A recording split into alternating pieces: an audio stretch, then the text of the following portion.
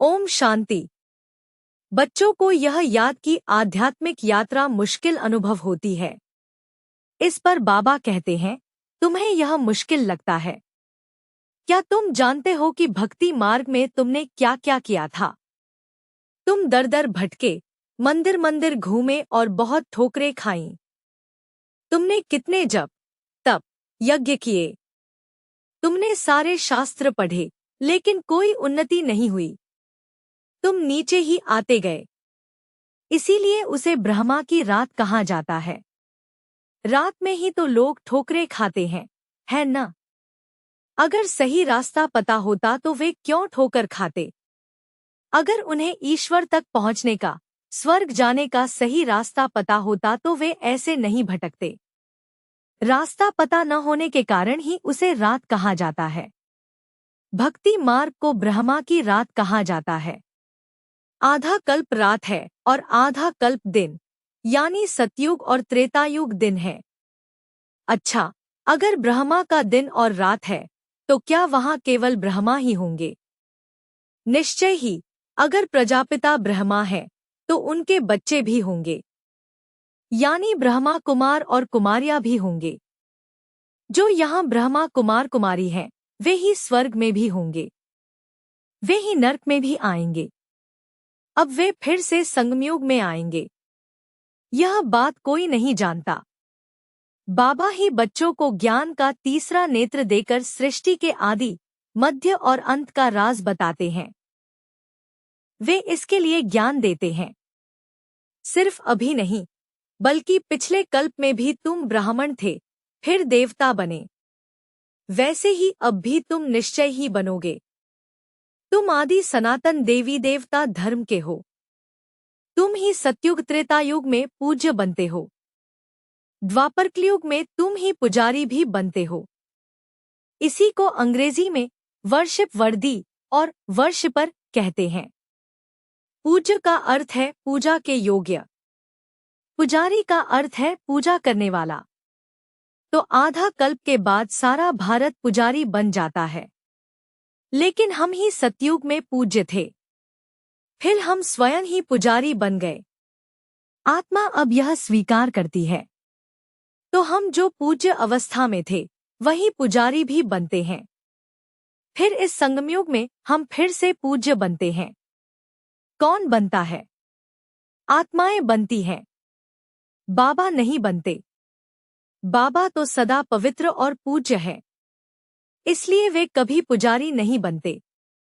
तो हम अब कहते हैं कि हम ही पवित्र, पूज्य देवी देवता थे। 84 जन्म लेकर पूरी तरह पतित होकर पुजारी बन जाते हैं। आदि सनातन देवी देवता धर्म के भारतवासियों को अब अपने उस श्रेष्ठ धर्म के बारे में कुछ भी पता नहीं है। अब बाबा यह बात समझा रहे हैं। केवल देवता धर्म वाले ही समझ सकते हैं, अन्य धर्म वाले नहीं। वे इसके लिए ज्ञान देते हैं। सिर्फ अभी नहीं, बल्कि पिछले कल्प में भी तुम ब्राह्मण थे, फिर देवता बने। वैसे ही अब भी तुम निश्चय ही बनोगे। तुम आदि सनातन देवी देवता धर्म के हो। तुम ही सतयुग त्रेतायुग में पूज्य बनते हो। द्वापर कलयुग में तुम ही पुजारी भी बनते हो। इसी को अंग्रेजी में वर्शिप वर्दी और वर्शिपर कहते हैं। पूज्य का अर्थ है पूजा के योग्य। पुजारी का अर्थ है पूजा करने वाला।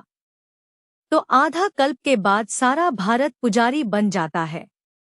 लेकिन हम ही सतयुग में पूज्य थे, फिर हम स्वयं ही पुजारी बन गए।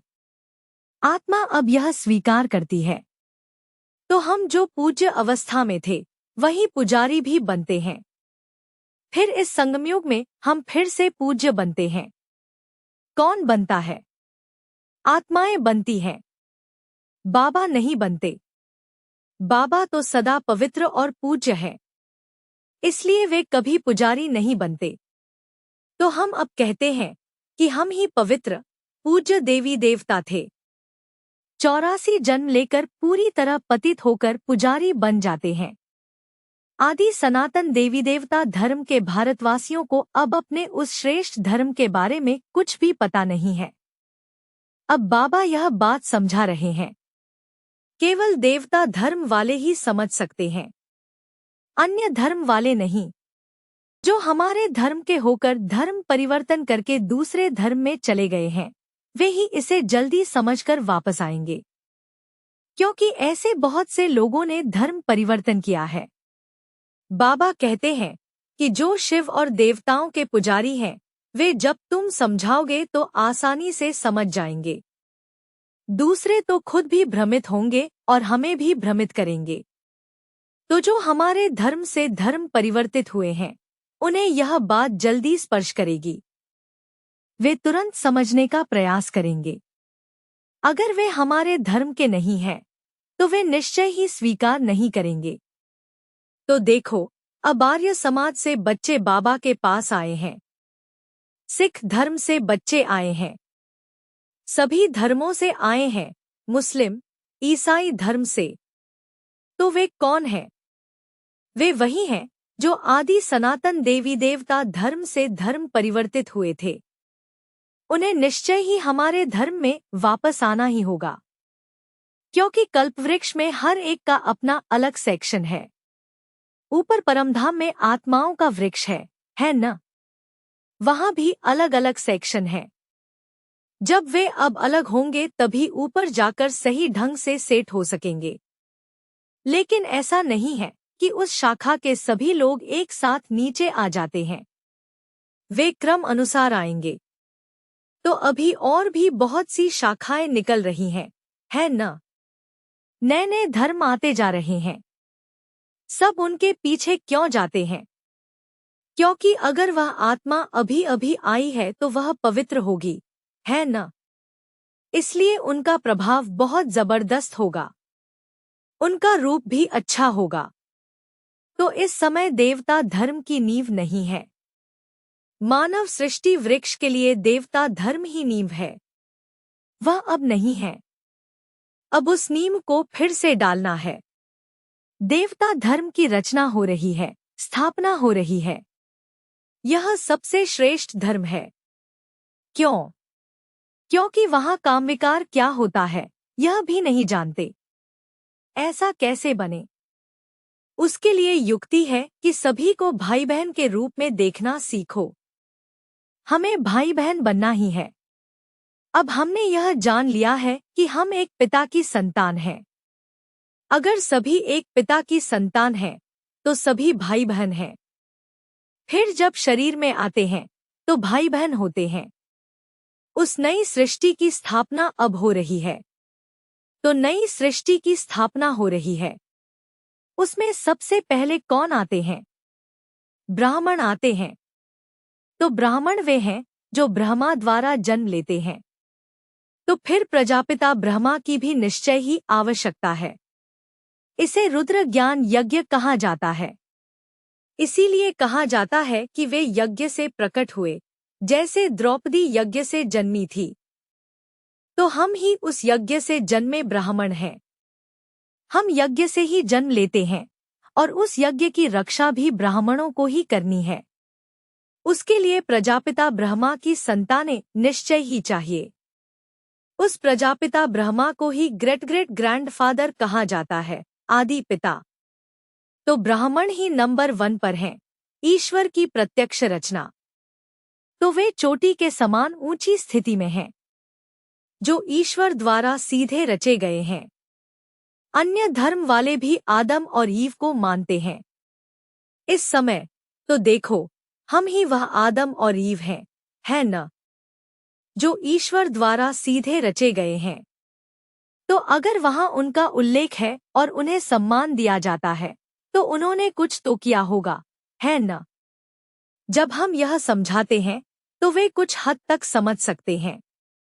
इस समय तुम पुजारी से यानी भक्त से पूज्य देवता बन रहे हो। तुम्हारा सबसे अद्भुत यादगार दिलवाड़ा मंदिर है। वहां नीचे तपस्या करते हुए मूर्ति है। वह हमारी यादगार है। अब हम जीवित रूप में बाबा की याद में बैठे हैं, है न? उन्होंने राज्य को ऊपर दिखा दिया है, क्योंकि नीचे होने के कारण राज्य को और कहाँ दिखाए। इसलिए उन्होंने ऊपर दिखा दिया है। लेकिन ये सभी मंदिर विनाश के समय नष्ट हो जाएंगे। फिर अगले कल्प में जब भक्ति मार्ग शुरू होगा तो इन्हें फिर से बनाया जाएगा। यह कितनी अद्भुत बात है न? हम अब जानते हैं कि हम राजयोग सीखकर नई दुनिया में जाएंगे। तो हम यह राजयोग नई दुनिया में जाने के लिए ही पढ़ रहे हैं। हमारी यादगार वहां जड़ मंदिर में, दिलवाड़ा मंदिर में है, लेकिन यहाँ तुम जीवित बैठे हो। यह तुम्हारी यथार्थ यादगार है। इसीलिए वे कहते हैं कि यह एक महत्वपूर्ण मंदिर है। स्वर्ग को ऊपर दिखाने का कारण यह है कि उसे और कहाँ दिखाया जा सकता है। सोचकर देखो, उसे नीचे नहीं दिखाया जा सकता। अगर नीचे दिखाया जाता तो इसका मतलब होता कि वे स्वर्ग में बैठकर तपस्या कर रहे हैं, क्योंकि मुस्लिम धर्म में वे पहले से ही ऐसा सोचते हैं कि स्वर्ग में वे हर समय ईश्वर को याद करते रहेंगे। लेकिन केवल हम ही जानते हैं कि हम वहां ईश्वर को याद नहीं करेंगे। हम ईश्वर को याद करके वहां जाते हैं। इसीलिए उन्होंने यह सोचकर कि स्वर्ग को नीचे दिखाना अच्छा नहीं लगेगा, स्वर्ग को ऊपर दिखाया है। और यह सही भी है। तो तुम यह अच्छी तरह से समझा सकते हो।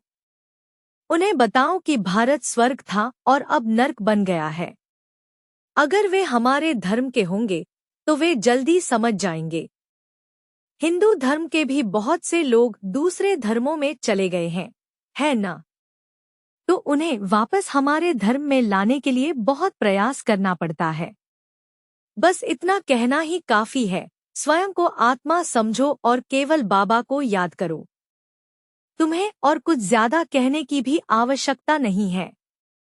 अगर वे हमारे धर्म के होंगे तो यह बात उन्हें तुरंत लगेगी, लेकिन इसके लिए अभ्यास की आवश्यकता है।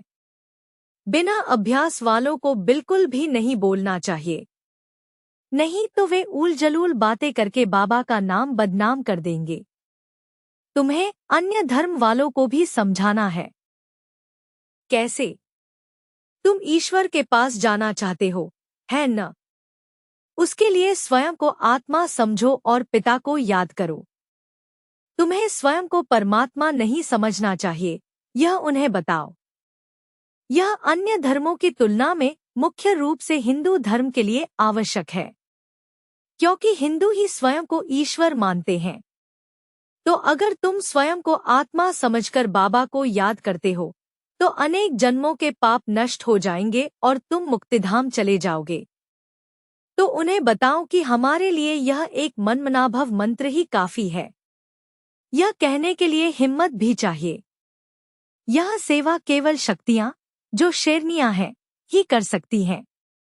देखो, सन्यासी विदेश जाकर विदेशियों को ले आते हैं, यह कहकर कि आओ हम तुम्हें आध्यात्मिक ज्ञान देंगे। लेकिन वास्तव में वे स्वयं ही ईश्वर के बारे में नहीं जानते। सन्यासी ब्रह्मा को ही ईश्वर समझकर उसी को याद करने को कहते हैं। वे उसी को मंत्र के रूप में दे देते हैं।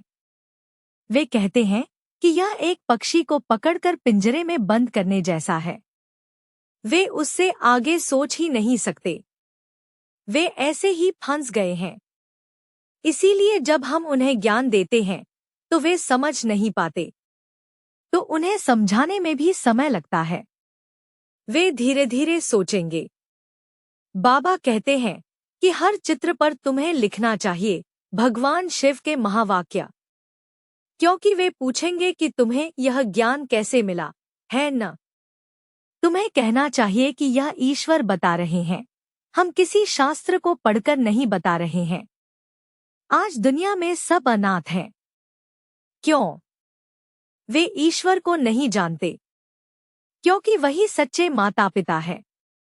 वे उन्हें माता पिता कहते तो हैं, लेकिन वे सच्चा अर्थ जानकर नहीं पुकारते। अगर किसी को अपने माता पिता का ही पता नहीं है तो वह अनाथ ही है न? बहुत अच्छा, है न? अनाथ, नास्तिक, सब कुछ। वे कहते हैं आपकी कृपा से अपार सुख मिलता है। लेकिन क्या वे इसका अर्थ जानते हैं? मैं आज जो ठीक हूँ, उसका कारण भी आप है, और भविष्य में भी जो ठीक रहूंगा, उसका कारण भी आप ही होंगे। हाल ही में ईसा का एक ऐसा गीत था। वह वास्तव में शिव बाबा की महिमा है। लेकिन क्या हम अब ठीक हैं? कलयुग में लोग कहाँ ठीक हैं? तो बाबा स्वर्ग का अपार सुख देते हैं। वे इसी उद्देश्य से यह ज्ञान देते हैं। हम उसी के लिए प्रयास कर रहे हैं। जो स्वर्ग का सुख पाने के लिए प्रयास करते हैं, वे निश्चय ही उसे प्राप्त करेंगे। तो अब निश्चय ही सब अपवित्र हैं। पवित्र दुनिया स्वर्ग है। वहाँ केवल पवित्र प्राणी ही होंगे। यहाँ एक भी व्यक्ति को पवित्र, सतोप्रधान नहीं कहा जा सकता।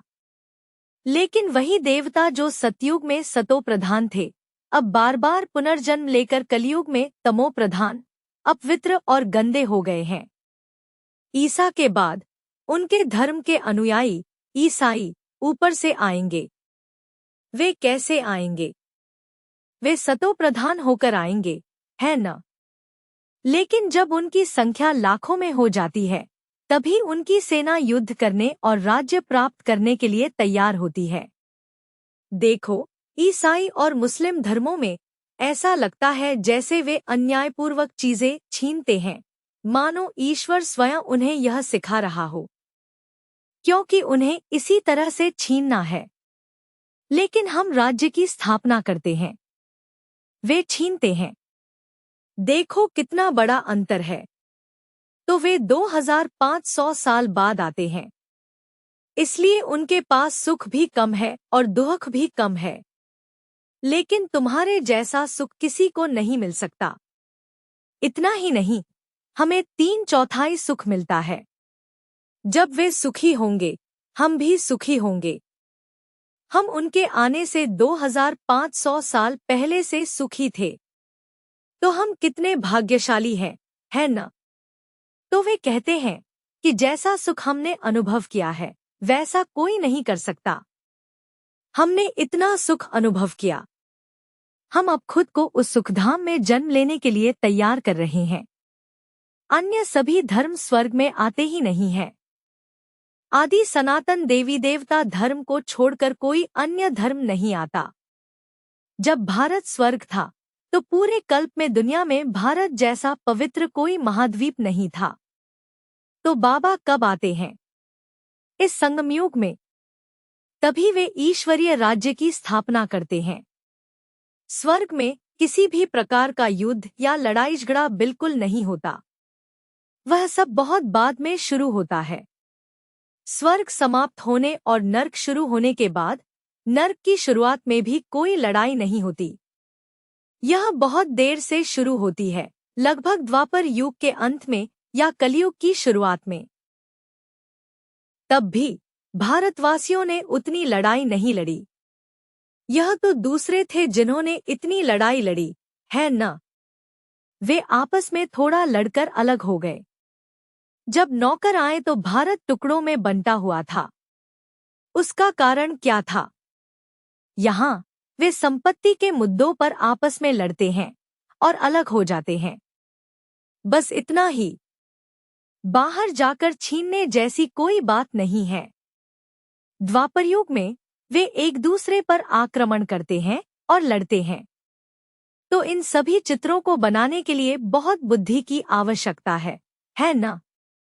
उन्हें इस तरह से बनाने के लिए कि वे आसानी से समझ में आ जाए। जो भारत स्वर्ग था, वह इस तरह नर्क कैसे बन गया? वे कहते हैं पवित्रता का अर्थ है भारत। आज पूरी दुनिया भारत को गंदा कहकर ट्रोल करती है। भले ही उसमें उनकी द्वेष भावना हो, लेकिन हम एक समय में कैसे थे और अब कैसे हो गए हैं। तुम्हें यह लिखकर समझाना चाहिए कि यह कैसे हुआ। भारत सद्गति की स्थिति में था और आज यह दुर्गति की स्थिति में है। स्वयं ईश्वर आकर भारत को फिर से सद्गति देने के लिए यह ज्ञान दे रहे हैं, क्योंकि यह ज्ञान ईश्वर के अलावा किसी के पास नहीं है। आत्माओं के लिए ज्ञान केवल परमात्मा के पास है। तो बाबा अब यह ज्ञान आत्माओं को दे रहे हैं। अन्यथा सभी मनुष्य मनुष्यों को ही ज्ञान देते हैं। क्या अंतर है? मनुष्य भी तो आत्मा ही है न? क्या अंतर है? अब मनुष्य, अब वे बाइबल बोलते हैं या वे एमबीबीएस पढ़ते हैं, वह भी एक प्रकार का ज्ञान ही है न? वह मनुष्य का अर्थ है शरीर और आत्मा एक साथ। तो वह शरीर, वह आत्मा, जब तक शरीर और आत्मा एक साथ हैं, वे उसका फल भोग सकते हैं। अगर आत्मा शरीर छोड़ देती है तो उस आत्मा को वह लाभ नहीं मिलेगा। इसीलिए मनुष्य मनुष्यों को देते हैं, लेकिन यहाँ बाबा आत्मा को देते हैं। इसका अर्थ है कि आत्मा शाश्वत है। तो बाबा जो ज्ञान देते हैं उसका फल हमेशा आत्मा के साथ रहेगा। शास्त्र लिखने वाले भी मनुष्य हैं और शास्त्र पढ़ने वाले भी मनुष्य हैं, लेकिन हमारे लिए आत्माओं के पिता स्वयं भगवान आकर हमें पढ़ाते हैं। कौन पढ़ता है? आत्मा। बाहरी दुनिया में जो पढ़ते और लिखते हैं वे सभी मनुष्य हैं। भगवान को शास्त्र पढ़ने की कोई आवश्यकता नहीं है, क्योंकि शास्त्र तो बाबा द्वारा दिए गए ज्ञान का ही विस्तार है। उन्हें इसे पढ़ने की क्या आवश्यकता होगी? इतना ही नहीं, उन शास्त्रों से किसी को सद्गति नहीं मिलती। देखो, वे शास्त्रों को लेकर आपस में लड़ते हैं। तो कोई भी उन शास्त्रों को पढ़कर स्वर्ग नहीं जा सकता या मुक्ति प्राप्त नहीं कर सकता। बाबा को स्वयं ही सबको वापस ले जाने के लिए आना पड़ता है। दोनों के लिए, उन्हें परमधाम ले जाने और उन्हें स्वर्ग भेजने के लिए। अब दुनिया में करोड़ों मनुष्य हैं, लेकिन लक्ष्मी और नारायण के राज्य में केवल 9 लाख लोग थे। वृक्ष बहुत छोटा था, तो सब कहाँ चले गए? उससे पहले कलयुग था, 100 करोड़ आत्माएं थी। वे कहाँ गई? क्या वे ब्रह्मा में विलीन हो गई? क्या वे जल में मिल गई? नहीं, मुक्तिधाम में आत्मा आत्मा ही रहती है। वह घुलती या कुछ भी नहीं है, क्योंकि आत्मा अविनाशी है। वे कहते हैं कि वह ईश्वर में विलीन हो जाएगी और जन्म से मुक्त अवस्था प्राप्त कर लेगी। ऐसा बिल्कुल भी नहीं है। न तो आत्मा अविनाशी है और न ही उसमें दर्ज उसकी भूमिका कभी नष्ट होती है। आत्मा एक छोटा सा बिंदु है। यही आश्चर्य है। यह आंखों से दिखाई नहीं देती। यह प्रकाश का एक सूक्ष्म बिंदु है। यह न तो नष्ट होती है और न ही इसमें उसका पाठ नष्ट होता है। अन्यथा कोई भी, जैसा कि वल्लार कहते थे, बीच में ऊपर जाकर प्रकाश में विलीन नहीं हो जाता। ऐसा नहीं है। यहाँ सभी को अंत तक अपनी भूमिका निभानी ही है। ऊपर से सभी आत्माओं के नीचे आने के बाद बाबा सभी को वापस ले जाने के लिए आते हैं। तो बाबा का पाठ केवल अंत में ही चलता है। वह पाठ क्या है? वे नई दुनिया की स्थापना और पुरानी दुनिया का विनाश करवाते हैं। वह भी नाटक में दर्ज है। जब आप यह ज्ञान आर्य समाज के अनुयायियों को समझाते हैं तो वहां भी हमारे धर्म के लोग होंगे, है न? यह उन्हें स्पर्श करेगा। वे कहेंगे कि यह निश्चित रूप से सच है। ईश्वर सर्वव्यापी कैसे हो सकता है? वह आत्माओं का पिता है और हमें उससे विरासत मिलती है। वे यह समझेंगे। तो आप समझाते रहो। अगर वे हमारे धर्म के होंगे तो वे निश्चित रूप से आ जाएंगे। हमारा काम समझाते रहना है। ईसा मछुआरों को बुलाकर ले जाते थे, यह कहते हुए, तुमने इतने समय तक मछली पकड़ी, अब चलो इंसानों को पकड़ते हैं। मछुआरा क्या करता है? वह जाल डालता है और मछली आ जाती है। इसी तरह अगर वे कांटा डालते हैं तो जो फंसता है वह फंस जाता है। जाल से बेहतर उदाहरण कांटा है न? उसी तरह हमारे धर्म की आत्मा फंस जाएगी। वे आ जाएंगे। बाबा ही हैं जो पवित्र बनने की विधि बताते हैं। वे क्या कहते हैं?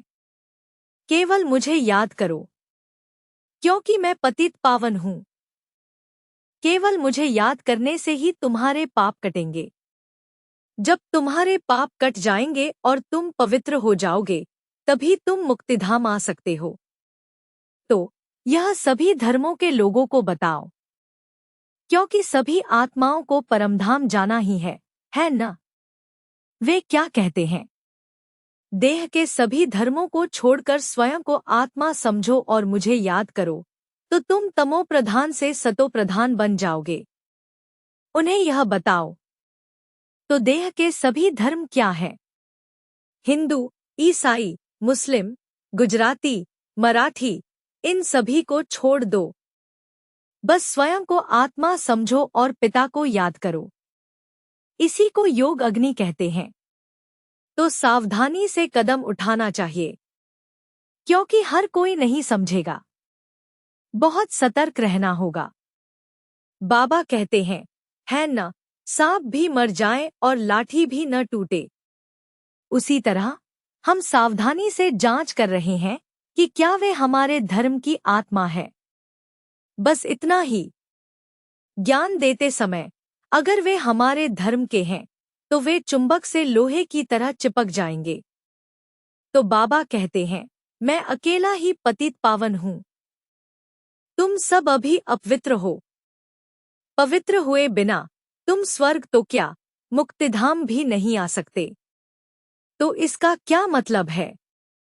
लेकिन सभी को मुक्तिधाम जाना ही है, तो उन्हें पवित्र बनना ही होगा। यह तुम्हारे हाथ में है कि तुम बाबा को याद करके पवित्र बनते हो या सजा पाकर। इसके साथ ही तुम्हें इस सृष्टि के आदि, मध्य और अंत के बारे में भी जानना होगा। इसे पूरी तरह से समझकर तुम उच्च पद प्राप्त करोगे। अगर तुमने थोड़ी भक्ति की है, तो तुम इस ज्ञान को भी थोड़ा ही समझोगे। अगर तुमने बहुत भक्ति की है, तो तुम बहुत कुछ समझोगे। तो उससे हम जान सकते हैं कि उन्होंने कितनी भक्ति की है। तो बाबा कहते हैं, अगर वे शुरुआत में आए होते, तो वे शुरुआत में भक्ति करते, तो अब भी वे बहुत कुछ समझेंगे। तो जो कुछ भी बाबा समझाते हैं, उसे धारण भी करना चाहिए। तो इसमें बहुत सी बातें हैं, है ना? वे कहते हैं कि अगर उन्होंने बहुत भक्ति की है, तो वे बहुत कुछ समझेंगे। वे कहते हैं कि वे शुरुआत में आएंगे, लेकिन हम तो अंत में आए हैं, है ना? तो क्या इसका मतलब है कि हमने कम भक्ति की है? क्या हम स्वर्ग में उच्च पद प्राप्त नहीं करेंगे? उसके लिए बाबा एक संकेत देते हैं। जैसे हमें अन्य धर्मों के लोगों के साथ सतर्क रहना है, वैसे ही बाबा हमें भी सावधानी से ज्ञान देते हैं। क्योंकि अब हम ज्ञान को अच्छी तरह से समझते हैं, लेकिन हम अंत में आए हैं, तो फिर हम इसे इतनी अच्छी तरह से कैसे समझते हैं? क्योंकि बाबा एक संकेत देते हैं, जो अंत में आते हैं, वे तेज जाकर पहले आ सकते हैं। तो उसका क्या मतलब है? एक बात यह है कि हम पिछले जन्म में बाबा के बच्चे थे और फिर से आए हैं। लेकिन यह तब क्यों नहीं बताया गया? अगर बताया गया होता, तो वे लापरवाह हो जाते, यह सोचकर, ओह, हमारा एक और जन्म है, तो हम अगले जन्म में देख लेंगे। लेकिन अब यह पक्का है कि यह आखिरी है न? इसीलिए बाबा ने नहीं बताया। तो जो कुछ भी बाबा समझाते हैं, उसे सब धारण करना चाहिए। इसे अपने आचरण में लाना चाहिए। यह तुम्हारा स्वभाव बनना चाहिए। तो यह सब वानप्रस्थियों के लिए, यानी 60 वर्ष से अधिक आयु वालों के लिए बहुत आसान है, क्योंकि वे अपने सभी कर्तव्य पूरे कर चुके होंगे और सांसारिक मामलों से विरक्त होंगे। तभी वे गुरुओं की तलाश में जाते हैं। उन्हें आध्यात्मिकता में अधिक रुचि विकसित होती है। लेकिन आजकल वे छोटी उम्र में ही बच्चे के लिए गुरु नियुक्त कर देते हैं। अन्यथा पहले पिता, फिर शिक्षक, और गुरु 60 वर्ष की आयु के बाद ही होते थे। हालांकि जो सद्गति देने वाले हैं वे केवल एक शिव पिता ही हैं। अन्यथा ये सभी गुरु सद्गुरु के रूप में सद्गति नहीं देने वाले हैं। वे तो बस पैसे कमाने के उनके हथकंडे हैं। उनके मंत्रों से केवल देने वाले को ही लाभ होता है। वे पैसे कमा सकते हैं, जो उन्हें प्राप्त करते हैं उन्हें कोई लाभ नहीं होता। अन्यथा जो सभी को सद्गति देते हैं वे सद्गुरु केवल एक शिव बाबा ही हैं। वे कहते हैं, मैं सभी वेदों और शास्त्रों का सार समझाता हूँ। विस्तार की आवश्यकता नहीं है। उन वेदों का सार केवल इतना ही है, बाकी सब सारहीन बातें हैं, क्योंकि वेद इसी सार से निकले विस्तार हैं। वे सब भक्ति मार्ग की सामग्री है। उन्हें पढ़कर हम केवल सीढ़ी से नीचे ही उतरते हैं, हम बिल्कुल भी ऊपर नहीं चढ़ते। हम ऊपर नहीं चढ़ सकते। ज्ञान, फिर भक्ति से वैराग्य। अब बाबा ज्ञान देते हैं। ज्ञान मार्ग स्वर्ग में है, भक्ति मार्ग नरक में है। अब हम भक्ति से मुक्त हो रहे हैं। तो वैराग्य केवल इसी संगमयुग में आता है। इसी की यादगार के रूप में ईसाई और इस्लाम धर्म में यह नियम है कि मूर्ति पूजा वर्जित है। यह हमारे यहाँ वैरागी होने की यादगार है। लेकिन वे जो करते हैं वह भी भक्ति ही है। तो जब हमें वास्तव में ज्ञान मिलता है तभी हमें भक्ति से वैराग्य होता है।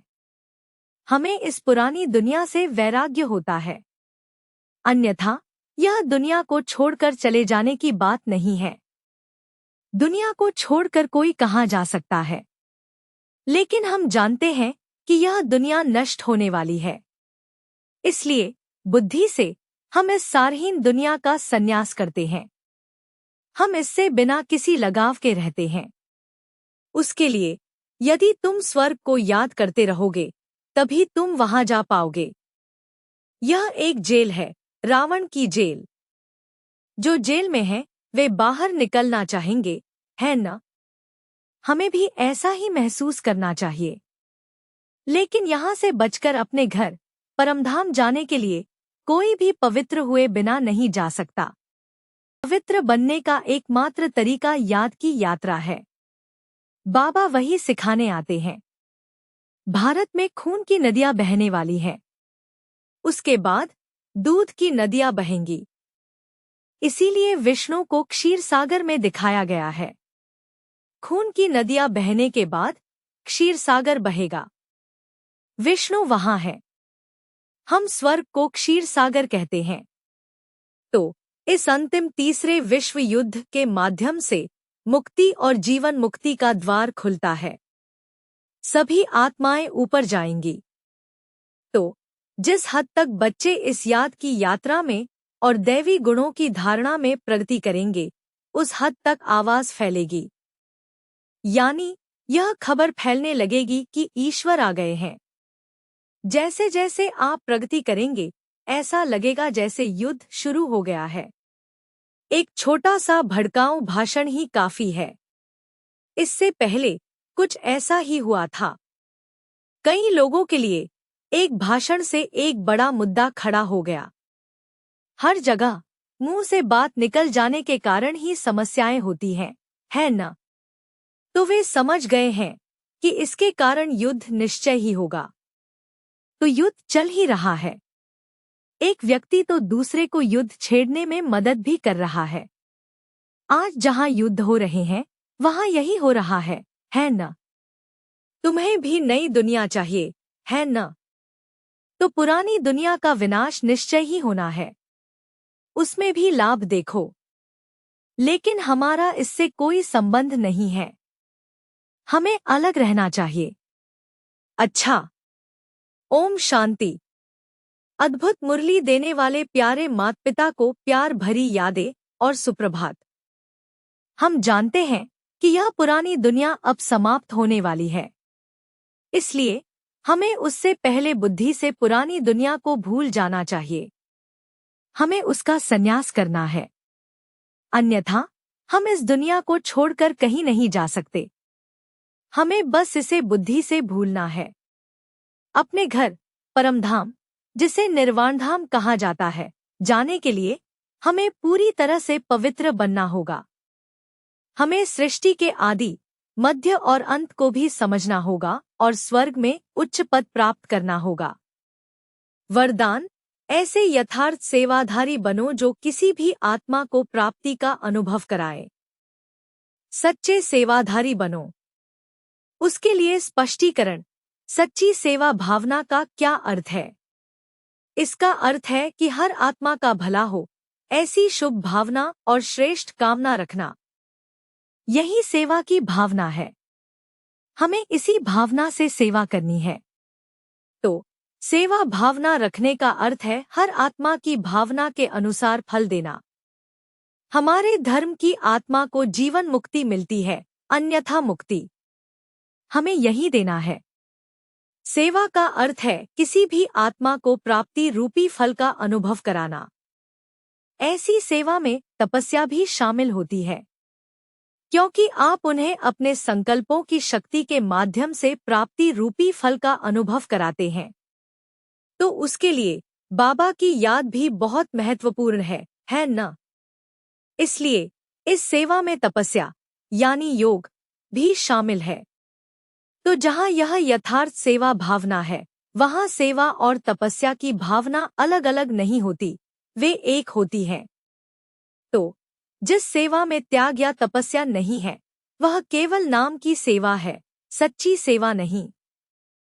त्याग, तपस्या और सेवा तीनों का मेल होना चाहिए, तभी कोई सच्चा सेवाधारी कहला सकता है। तो ऐसे बनो।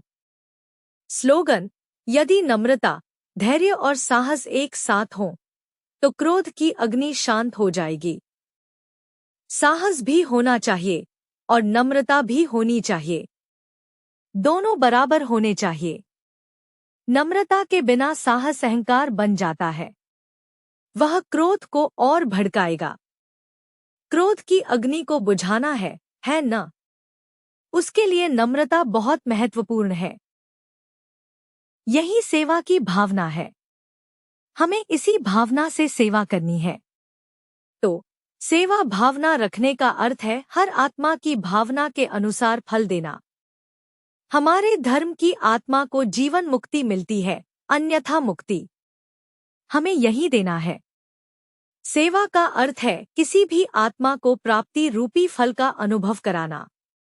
ऐसी सेवा में तपस्या भी शामिल होती है, क्योंकि आप उन्हें अपने संकल्पों की शक्ति के माध्यम से प्राप्ति रूपी फल का अनुभव कराते हैं।